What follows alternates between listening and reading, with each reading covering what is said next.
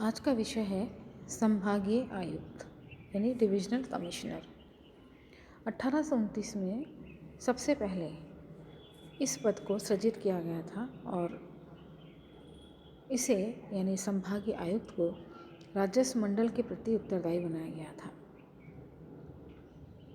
स्वतंत्रता के बाद राजस्थान में राजधानी के अंदर सचिवालय और जिला प्रशासन के मध्य समन्वय स्थापित करने के लिए 5 संभागों आयुक्त का चयन किया गया और 5 संभागीय आयुक्तों के पद सृजित किए गए।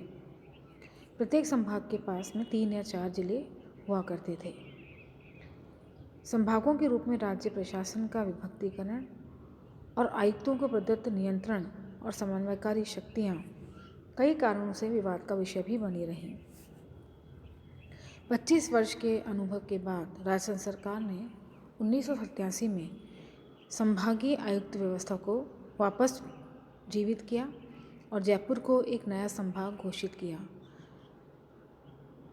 स्वतंत्रता के बाद 1948 में महाराष्ट्र ने, 1950 में गुजरात ने इसको समाप्त कर दिया, लेकिन मध्य प्रदेश ने 1956 में इसे वापस पुनर्जीवित कर दिया था। रॉयल कमीशन तथा 1930 में साइमन कमीशन ने इस व्यवस्था को समर्थन प्रदान किया।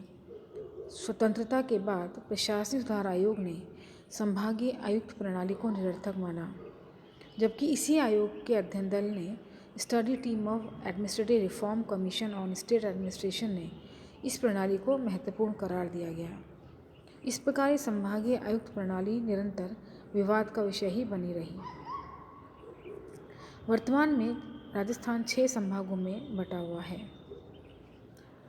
संभागीय आयुक्त का कार्यालय संबंधित संभाग के नगर में स्थित होता है।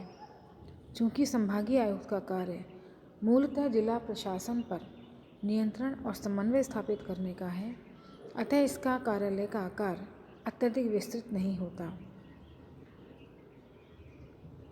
संभागीय आयुक्त का कार्यालय एक आईएएस अफसर के अधीन होता है।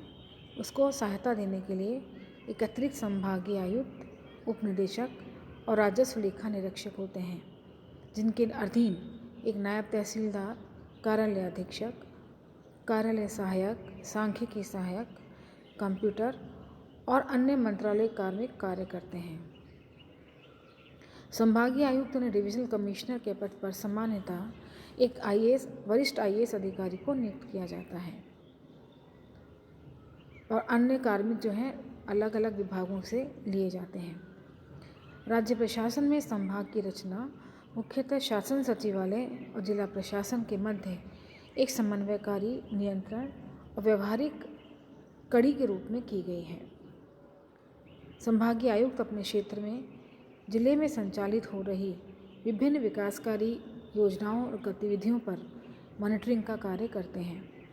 संक्षेप में संभागीय आयुक्त को राजस्व, न्यायिक, प्रशासनिक और नियंत्रणकारी शक्तियाँ प्रदान की गई हैं। संभागीय आयुक्त निम्न कार्यों को करता है। वह अपने जिले में संचालित हो रही विभिन्न विकास और कल्याणकारी योजनाओं पर नियंत्रण स्थापित करता है, मासिक बैठक आयोजित करता है और प्रत्येक अधिकारी के अधीन संचालित हो रहे योजना और कार्यक्रम या दिए गए लक्ष्यों की प्राप्ति का विस्तृत ब्यौरा भी प्रस्तुत करता है। संचालित हो रहे कार्य की समय समय पर दी जाने वाली रिपोर्ट और फीडबैक को मॉनिटरिंग भी करता है।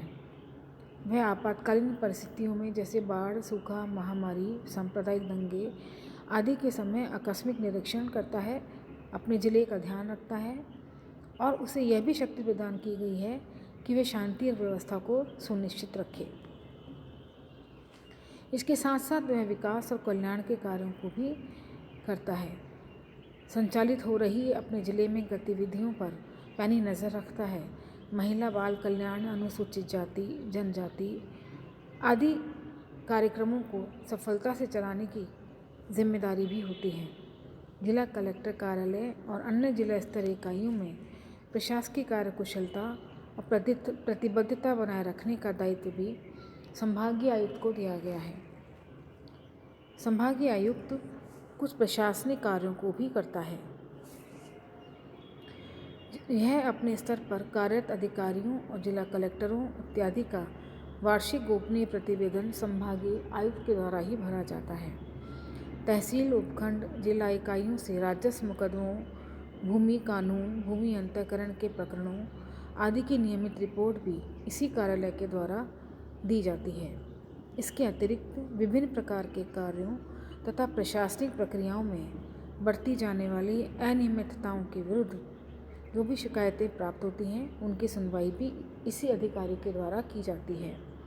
इसके अतिरिक्त पंचायती राज कानून के अंतर्गत भी संभागीय आयुक्त को बहुत सारी शक्तियाँ प्रदान की गई हैं। संभागीय आयुक्त एक न्यायिक कार्य भी करता है। उसे मुकदमों की सुनवाई करने और अपीलीय अधिकारी की शक्तियाँ भी प्रदान की गई हैं। भूमि राजस्व अधिनियम की धारा 75, 1, 6 और 76 ग के अनुसार राजस्व अपीलीय अधिकारी के रूप में संभागीय आयुक्त को प्राधिकृत किया गया है। इसके अतिरिक्त कुछ कानूनों से संबंधित मुकदमे भी संभागीय आयुक्त के अधीन ही आते हैं, जैसे नगर पालिका अधिनियम, भूमि नगर अधिनियम, नगरीय भूमि अधिनियम, धार्मिक भवन, आबकारी अधिनियम, वन अधिनियम, उत्पादन शुल्क अधिनियम आदि। सारांशतः संभागीय आयुक्त संभाग स्तर पर सर्वोच्च शक्ति संपन्न प्रशासनिक अधिकारी है, जो संबंधित जिलों के नियंत्रक, समन्वयक और मार्गदर्शक की भूमिका को निभाता है।